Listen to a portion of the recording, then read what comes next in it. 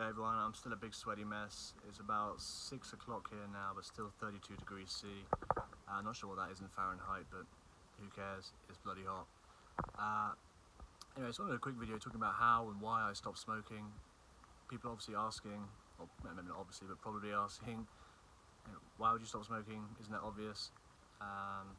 It's not very good for you. Cancer, difficulty breathing, bad teeth, bad breath, horrible fingers, the list goes on, and all of those things are included. Perhaps it's more a philosophical thing.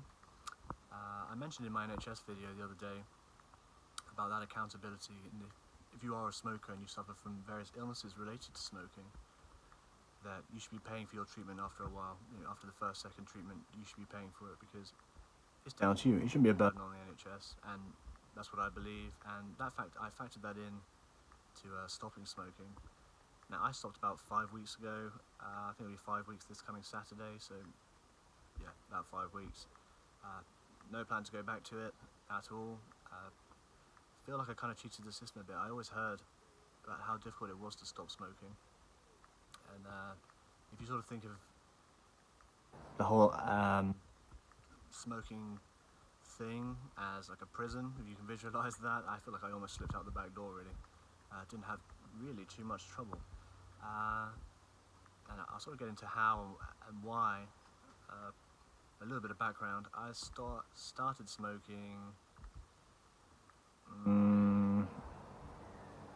about 4 years ago when I was 20. I said 5 years ago, Jesus. Yeah, when I was 20 at university. I remember riding into university on my high horse. I had a couple of housemates who smoked, and I was just there like, oh, come on. Who smokes? Both my parents had smoked. My dad stopped quite a while back, and my mum still smokes. But yeah, I hated it. I hated the smell. I hated sort of just being around the air when you breathed it in. The secondhand smoke, it was horrible. So I hated it when I came in. Anyway, obviously, as most people do at university, you start smoking weed and stuff. So did that, and because UK weed is so expensive, people used to line it with tobacco, or people still do line it with tobacco actually, just to bulk it out and make it go a bit longer and stretch it a bit further. So through that, we were doing that at uni. You get your friends round, smoke a few joints and stuff, all good fun, but then obviously you're smoking tobacco at the same time, and then I sort of found myself going out for a cigarette, trying a cigarette, just full on tobacco, and then going on from there. And I never thought I would actually become a smoker or full-time smoker, but hey, that's how it is. You do just fall into the trap, really. It gets you. And so yeah, for 4 years, I was smoking. I was never like a huge chain smoker, unless I was really bored, and then I could actually just chain it. But it would always hurt my throat, and I'd never really enjoy it, so I would just stop after the first one. And by the way, I always smoke roll-ups, so just rolling tobacco and with a few papers like Rizzlers and stuff. Never went for the straights. I always actually did find them disgusting, even as a smoker. So that was always kind of a good thing because they got all sorts of chemicals and crap in them. But yeah, that's like it's not much of a difference really. Yeah, and sort of since university, yeah, I was smoking weed all the time, and of course you have loads of tobacco with it, and yeah, I was sort of every 6 days or so buying tobacco. And here in the UK, they slap huge taxes on them, on tobacco packets. So I was paying about £15 every 6 days, sometimes 5 days, once or twice even 4 days, which is a lot of money. It does add up very quickly. So the financial side of things was a big one, a big factor as to why I wanted to stop. But really it was just about sort of, if you're going to say all this stuff about accountability, then grow some balls and do it. And another one of the big ones was, I'd read somewhere about, actually just a little bit of background on me quickly, I bloody hate being told what to do. Like, if someone tells me what to do, obviously I understand an employer-employee relationship, that kind of thing, but if someone tells me what to do and they're on my level, I'm not having it. And someone described tobacco is sort of it's a plant that has control of you. It tells you when to go out and you need to go do this and have this at this time and do this at that time. And thinking about it that way, it disgusted me. Imagine being told what to do by a fucking plant. So June, I just recently split up with a girlfriend who had been going out for quite a while, and that's sort of part of the reason why I started doing all of this. So it started with the smoking, and every week been trying to add a new thing.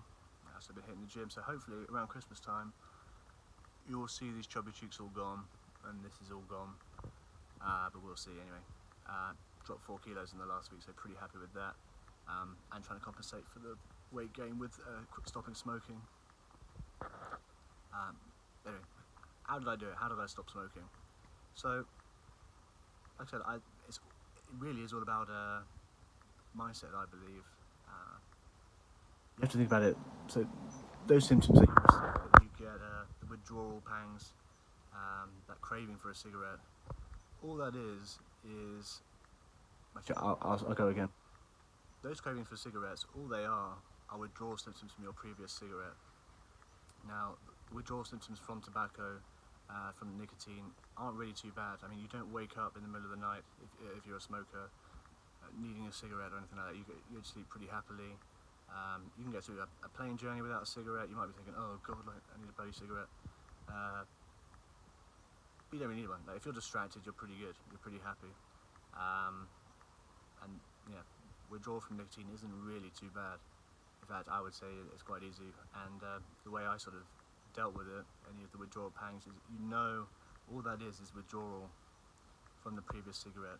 Just treat it like a poison leaving your body, and when you get those cravings, just laugh at it. You just have to treat it like something in your body, and it's trying to fuck you up, and now you finally got control. So just laugh at those cravings, laugh with that withdrawal, enjoy it. Saying like, yeah, I'm defeating you, you know? So that's sort of how I dealt with the withdrawal side of things. Obviously, mindset is key. If you think about it as giving up, you're going to fail pretty quickly, because when you think about it as giving up, you're thinking about it as a sacrifice, and you're not actually really sacrificing. You're not really sacrificing anything. In fact, you're gaining more than you're sacrificing. You have to get over that idea that you need the cigarette. So after dinner, when you wake up, that first cigarette in the morning, the one before bed. You just have to get to it. You don't need it. You don't need it. It doesn't taste good. You might think it tastes good, but it really doesn't taste good. And in fact, it tastes like shit. I used to remember, like, when I was smoking, I smoked that first one. You'd had a certain type of meat.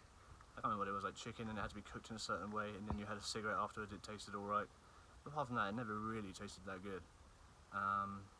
The feeling of it going down your throat was horrible. I remember my first cigarette, that feeling of like jelly in my legs. That was kind of cool or whatever, but yeah, man, that's literally the only thing it ever did for me, that one time. And now I'm about 5 weeks in. My singing voice is amazing again. I can hit those high notes. Lung capacity is a lot better. Obviously been trying to up the cardio, up the weightlifting, just to increase lung capacity and efficiency and everything like that, just to try and counteract, like I say, the weight gain. But I feel great. And people I work with who I used to go out for smoke breaks with, when they come back in, I can smell it on them. It absolutely fucking stinks. Yeah, dude, I'm so glad I stopped. And if anyone has any questions, I mean, I'm not sure if I actually covered what I wanted to cover in this video, but yeah, anyway, hope you enjoyed the crop shot. Take care, bye.